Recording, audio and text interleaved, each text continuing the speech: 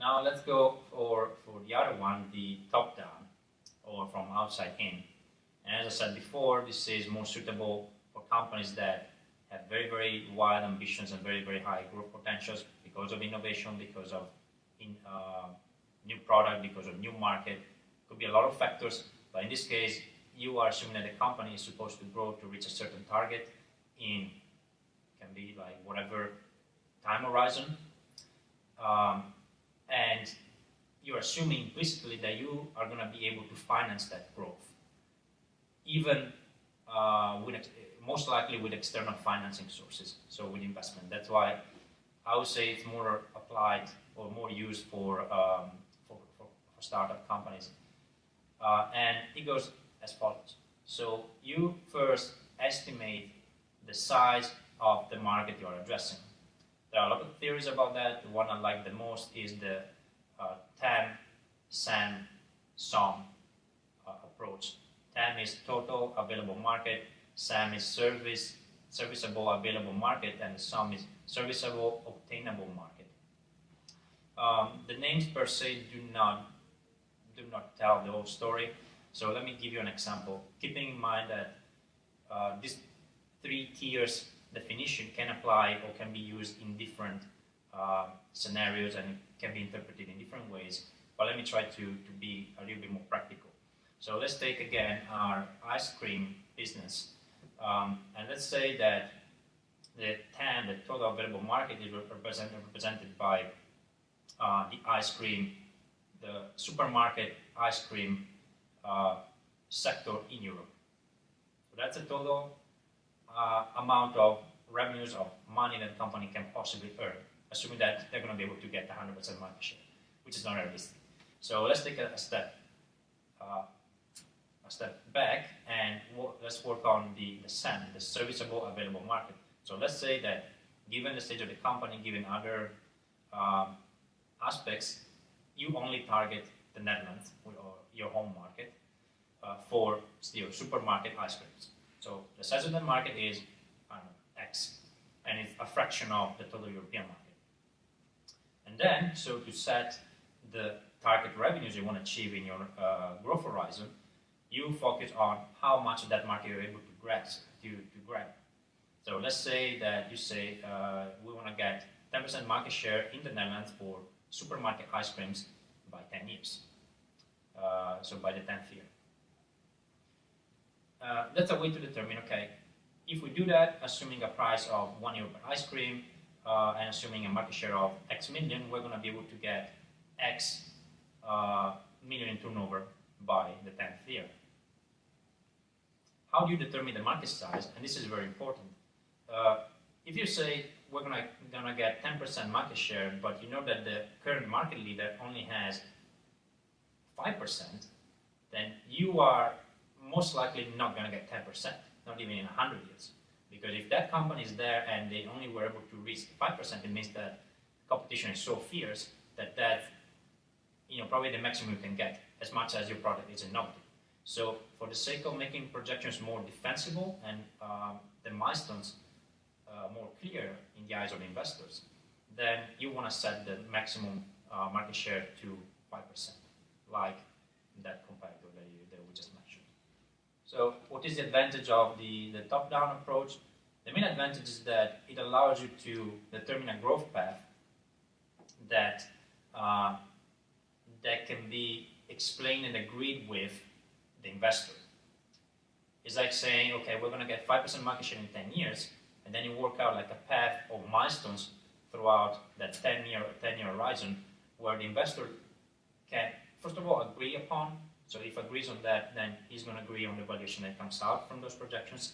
And secondly, on which you can be somehow account liable, meaning that you can be measured, your performance can be measured on that specific KPI. So, the top-down has that advantage that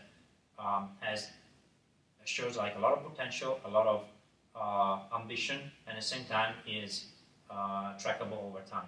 Let's now talk about, after you get the revenues, what you do with the rest of the projections and the costs. In this case, if we take companies like our factory ice cream, then you have a good portion of that, which is the variable cost or the COGS, as you want to call them. So those are pretty easy. So you say, okay, I'm going to get to X million turnover by the 10th year. The price per unit is going to be X. Every unit is going to cost me X. So you determine like the gross margin you have per unit sold, and that's how you determine the variable cost. In the case of online companies and other firms where scalability is predominant and where there are little to no variable costs, in that case, I would suggest to identify the cost categories that are most important for your business case, your business model, and then apply some sort of target ratios. And I'm going to explain you a little bit more about this in a second. One of the ways I personally like to start is by setting a target EBITDA margin. So what is the EBITDA margin? It means taking the revenues, given all the costs, the operating costs, the company is still able to generate a margin that is from operations. For startup companies, I would recommend that this margin should not be too high. I would say in the range in between 5 to 20, 25% maximum, depending also on the horizon projections. But it shouldn't be too high, because what I see is that a lot of entrepreneurs expect like exponential growth, like a lot of growth in their revenues, and not the same pace of growth in terms of the costs. But every investor knows that growth comes at a cost. Why do you think a lot of the most successful startups out there, tech companies, still struggle with profitability? It's not that they struggle per se, it's more like they are sacrificing profitability for the sake of growth. So growth always comes at a cost.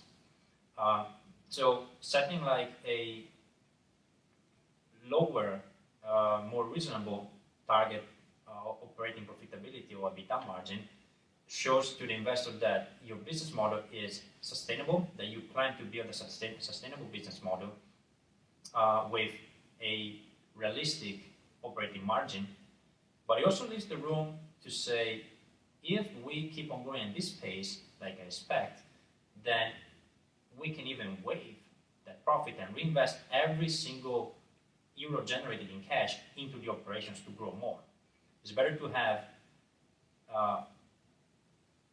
100, so just say 100 profit tomorrow than to have 10 today, right? So if you're sacrificing the profit today for more tomorrow, then it's a good thing, and every investor will agree on that.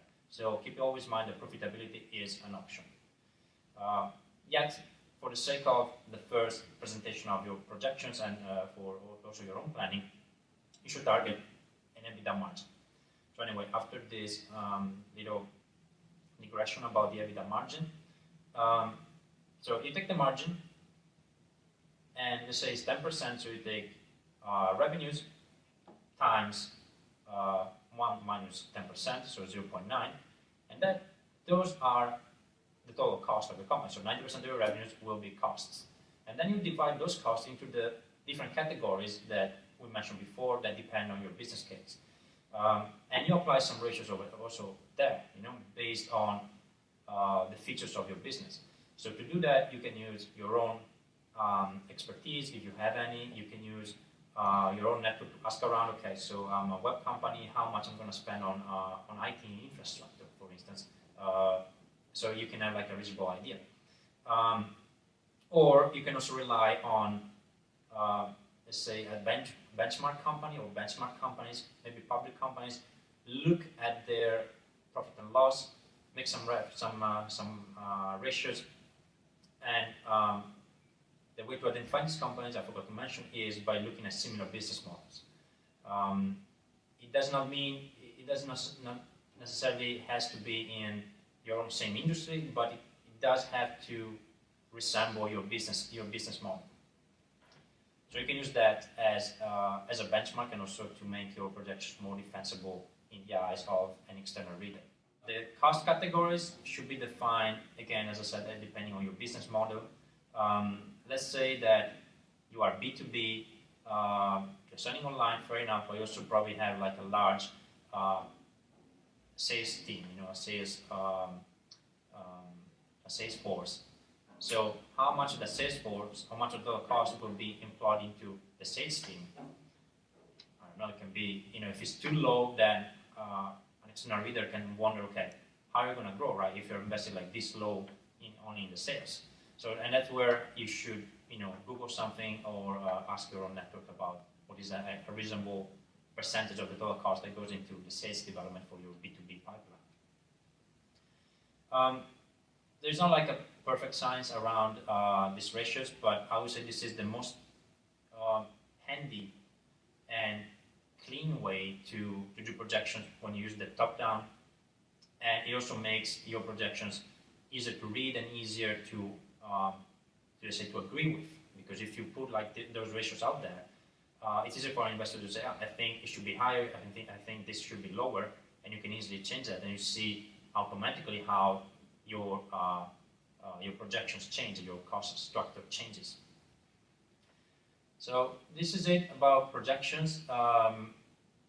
We will follow up with more videos about how to do the top-down, how to do the bottom-up, depending on the requests. And I'll see you in the next video.